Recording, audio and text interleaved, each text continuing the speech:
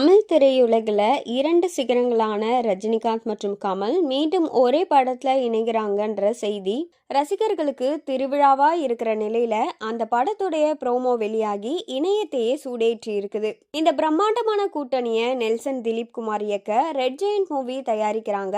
இசையமைப்பாளரா அனிருத் இணைந்திருப்பது எதிர்பார்ப்பை இன்னும் உயர்த்தி இருக்குது.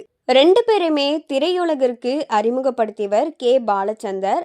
ஆரம்ப காலத்துல பல படங்கள்ல இணைந்து நடித்த இவங்க பின்னர் தங்களுக்குள்ள எடுத்த முடிவால தனித்தனியா பயணம் செஞ்சிருக்காங்க.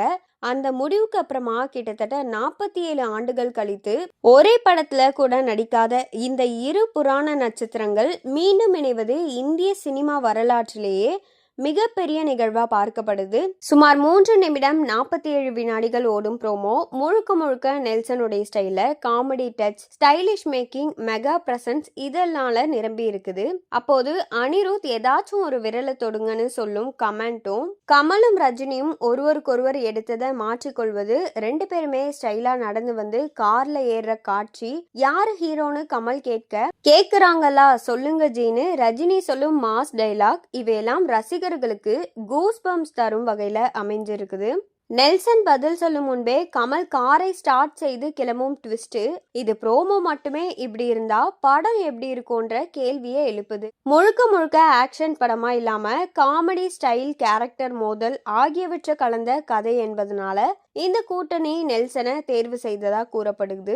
இது ரசிகர்களுக்கு மெகா என்டர்டைன்மெண்ட்டை கொடுக்கும்ன்ற நம்பிக்கையையும் உருவாக்கி இருக்குது. தமிழ்ல 1000 கோடி வசூல் செய்யும் படம் எப்போது வரும்ன்ற கேள்வி நீண்ட நாளா இருந்த நிலையில இந்த படம் அந்த சாதனையை நிகழ்த்தும்னு கோலிவுட் வட்டாரங்கள் நம்புறாங்க. பேன் இந்தியா அளவில் உருவாகும் இந்த திரைப்படம் தமிழ் சினிமாவுடைய மார்க்கெட்டை புதிய உயரத்துக்கு கொண்டு செல்லும்னு எதிர்பார்க்கப்படுது.